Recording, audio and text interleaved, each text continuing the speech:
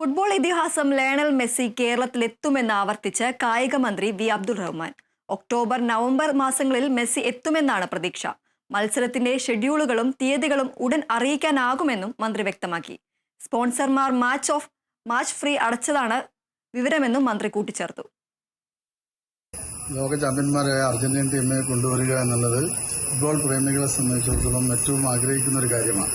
അത് യാഥാർത്ഥ്യമാകാൻ പോകുന്നു. കായിക വകുപ്പിന് ഇതുമായി ബന്ധപ്പെട്ട ബാധിച്ച ചിലവ് ഏറ്റെടുക്കാൻ പ്രയാസമുണ്ട്. അതുകൊണ്ടാണ് നമ്മൾ സ്പോൺസറുമായി ബന്ധപ്പെട്ട് ഈ കളി നടത്താൻ തീരുമാനിച്ചത്. ഇന്ന് സ്പോൺസർ അവർക്ക് ആവശ്യമായ മാച്ച് ഫീ അയച്ചു എന്നാണ് അറിയിച്ചിട്ടുള്ളത്. അതുകൊണ്ട് തന്നെ ഇനി മറ്റു തടസ്സങ്ങളൊന്നുമില്ല.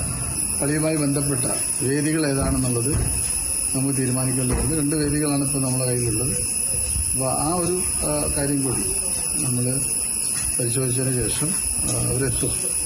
അവരൊരു ഈ അടുത്ത ആഴ്ചയോ അതിൻ്റെ തൊട്ടടുത്ത ആഴ്ചയോ അവർ കേരളത്തിലെത്തും.